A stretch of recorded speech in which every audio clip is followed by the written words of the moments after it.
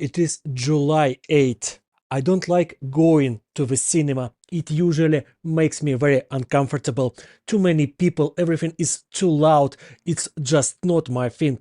I went to cinemas so rarely that I even remember the last movie I watched on the big screen. It was Christopher Nolan's Dunkirk.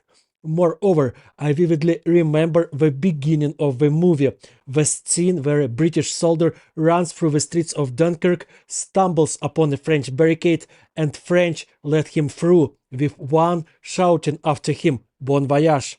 You know, this scene, it reflects our reality, our war. In Ukraine, we are like those French soldiers in the film, holding back the Nazi onslaught while the world runs away from reality, just as the British soldiers fled in the movie. The French on the barricade wear helmets from the First World War. Their machine guns are also very old, but they hold on and fight just like Ukraine fights now, often gasping without new modern weapons. It's fascinating to watch such films from our time, knowing that those British guys are neither cowards nor traitors, that they continue to fight against Nazism and will return to France to liberate it. As for the future of our war, we know nothing. Will we continue to fight alone against terrorists who destroy entire cities and dream of conquering Europe? Will our partners continue to help us, or will they betray us for cheap fuel and Putin's promises not to attack them?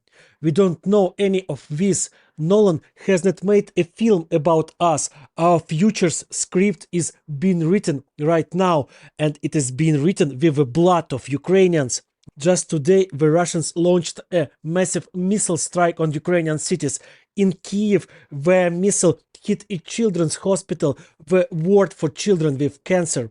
These Russian monsters have nothing sacred. They are not humans. They are mindless, valueless, immoral scum. Russia is at war against children with cancer. Brave Russian pilots drop bombs and missiles on children's hospitals without hesitation. And they even receive promotions and medals for it. This is not a coincidence. They knew what they were doing and did it intentionally. And they will keep doing it as long as they have missiles and bombs. These children are Russia's terrible enemies. They committed an unforgivable crime in the eyes of the Russians. They were born Ukrainians, and for this they are being bombed. For this we are all being bombed, and we hold on while the rest of the world mentally evacuates from our bloody modern Dunkirk. Perhaps I don't like going to the cinema also because I can't help the people on the screen who get into trouble. It's like I'm spying on them when I should at least do something for them. But the war in Ukraine is not a movie, and the democratic world is not an audience helplessly watching a tragedy and not helping those suffering before their eyes. The world can help, can provide weapons, can show Putin and his humanoid scum that they cannot bomb children with impunity, and I really hope that this will be the case.